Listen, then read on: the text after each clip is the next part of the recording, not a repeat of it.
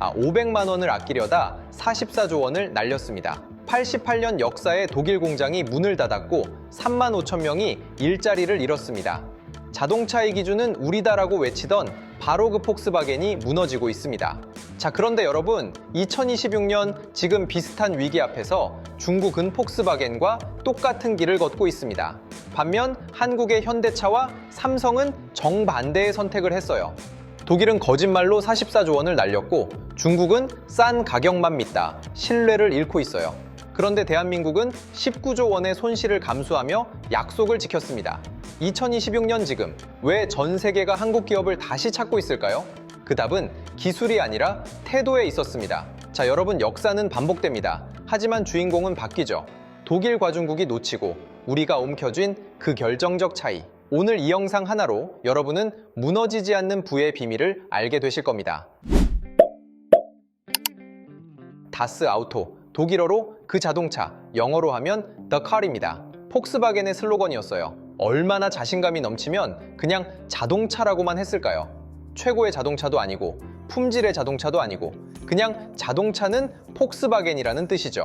오만하다고요? 그럴 자격이 있었습니다. 폭스바겐의 역사는 1938년으로 거슬러 올라갑니다.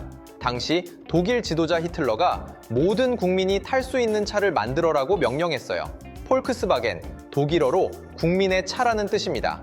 그 국민차가 2015년 도요타를 제치고 세계 판매 1위에 올랐습니다. 잠깐 여기서 숫자 감각을 맞춰볼게요.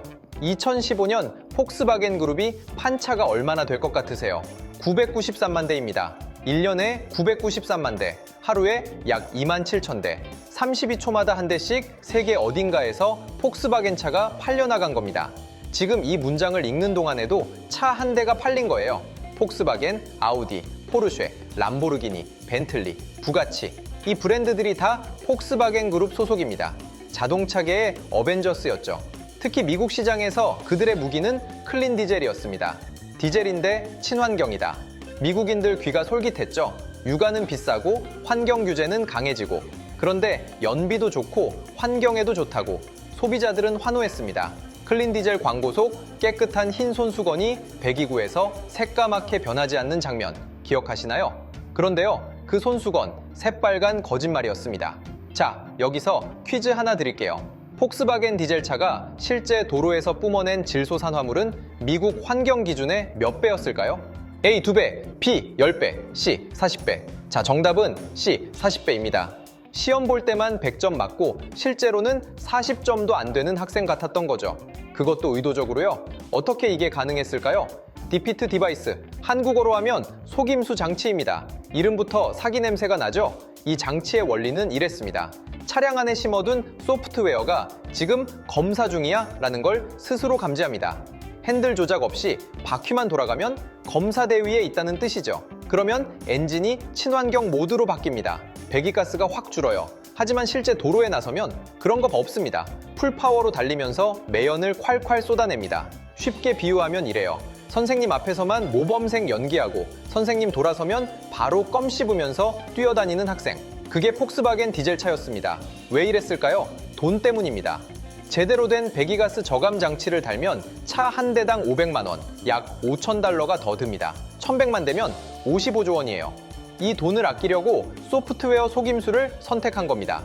55조 원대 소프트웨어 개발비 몇십억 원. 경영진 눈에는 합리적인 선택으로 보였겠죠. 황금알을 낳는 거위의 배를 가르면 어떻게 되는지 그들은 꿈에도 몰랐습니다. 그리고 이 사기극은 무려 7년간 계속됐습니다. 2008년부터 2015년까지요. 그런데 말이죠, 거짓말은 반드시 들통납니다. 2014년 미국 웨스트버지니아 대학교 환경공학과 연구팀이 이상한 데이터를 발견합니다.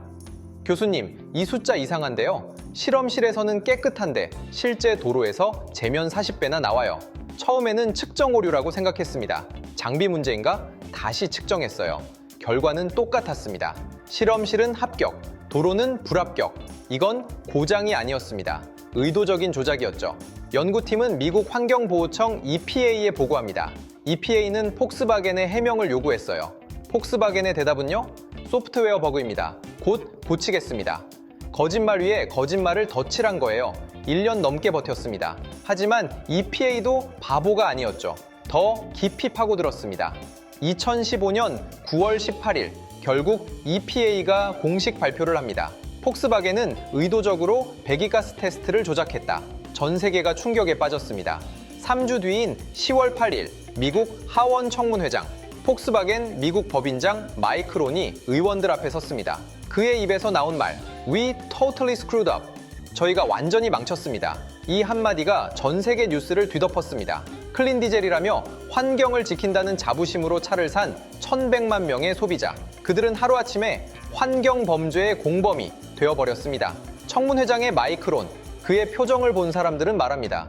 죄인의 얼굴이었다고요? 자, 여기서 중요한 질문입니다. 이게 실수였을까요? 범죄였을까요?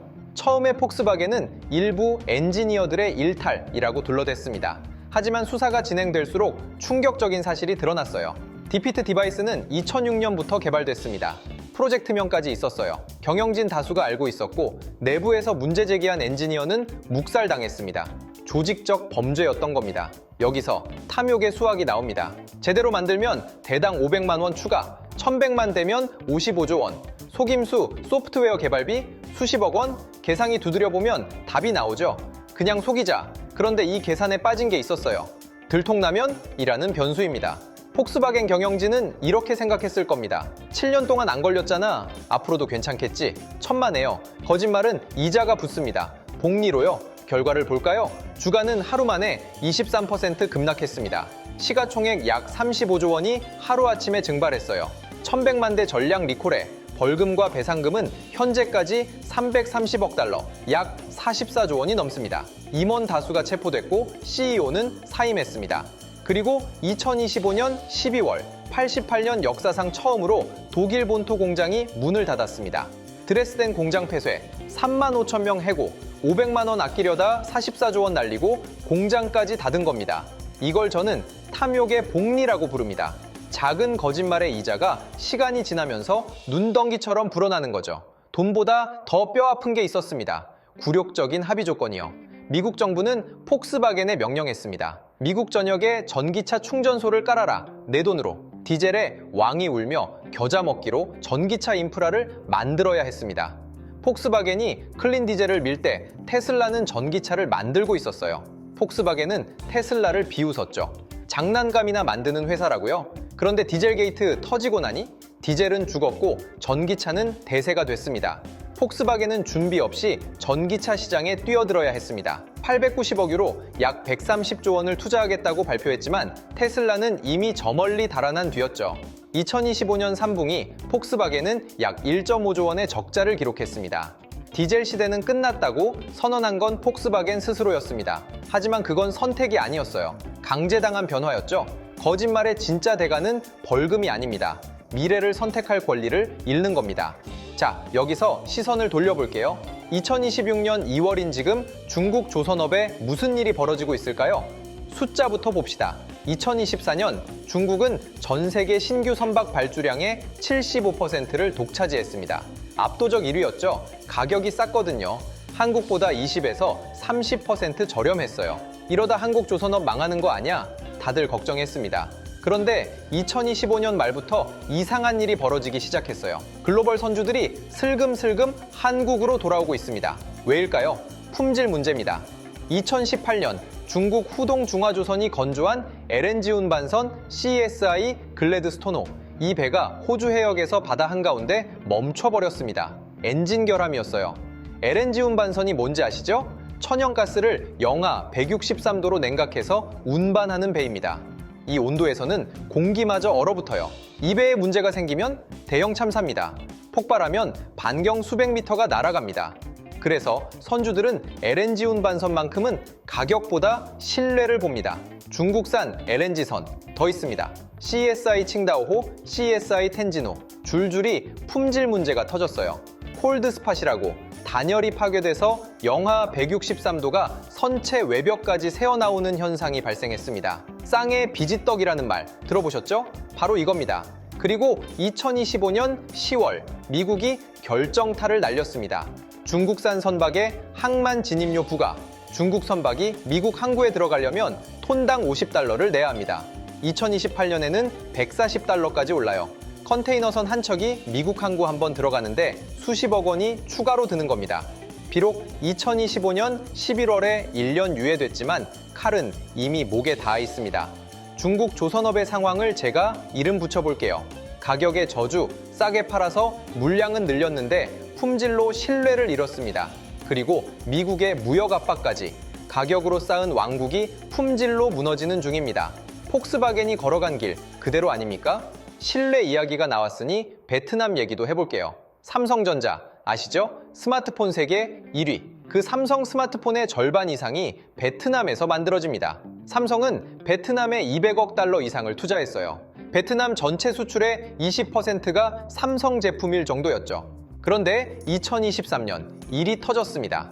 베트남 북부의 전기가 끊겼어요. 폭염과 가뭄으로 수력 발전이 마비됐거든요. 공장이 멈췄습니다.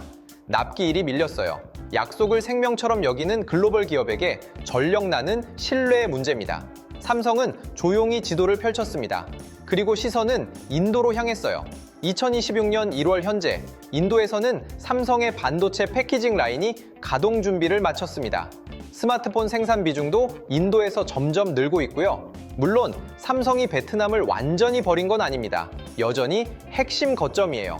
하지만 한 바구니에 계란을 다 담지 않겠다는 거죠. 베트남 총리가 직접 나서서 전력 문제 해결을 약속했습니다.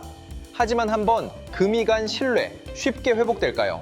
신뢰는 쌓는데 10년, 무너지는데 10초입니다. 자, 여기서 반전입니다. 똑같은 위기 상황에서 한국 기업들은 정반대의 선택을 했습니다.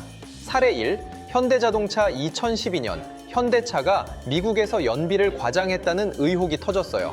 EPA가 조사에 착수했죠. 현대차는 어떻게 했을까요? 핑계 안 댔습니다. 바로 인정하고 약 4천억 원을 배상했어요.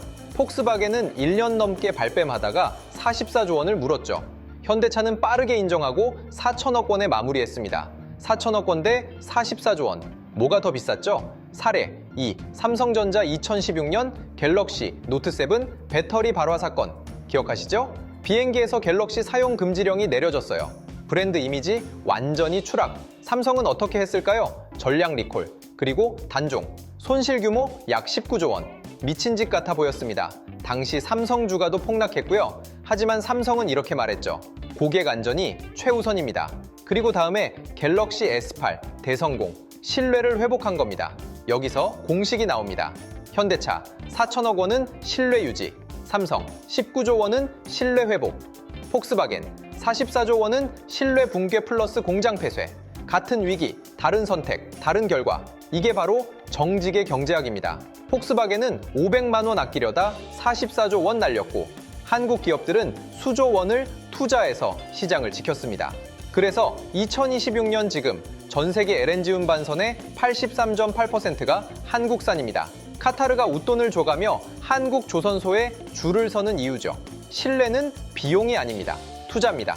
영상을 마무리하겠습니다. 오늘 우리는 한 기업의 몰락을 봤습니다. 500만 원을 아끼려던 폭스바겐은 44조 원을 잃었고 88년 역사의 공장문을 닫았습니다. 반면 19조 원을 태운 삼성은 여전히 스마트폰 1위이고 4천억 원을 낸 현대차는 미국 시장에서 달리고 있습니다. 2026년의 시장은 묻고 있습니다. 당신의 신뢰 가격은 얼마입니까? 중국 조선업이 아무리 가격을 낮춰도 한국을 넘지 못하는 이유, 그건 기술력 때문만이 아닙니다. 지난 수십 년간 우리가 쌓아온 약속의 무게가 다르기 때문입니다. 신뢰는 쌓는데 평생이 걸리지만 무너지는 건 단일 초면 충분합니다. 그리고 한 번 무너진 신뢰는 돈으로 다시 살 수 없습니다.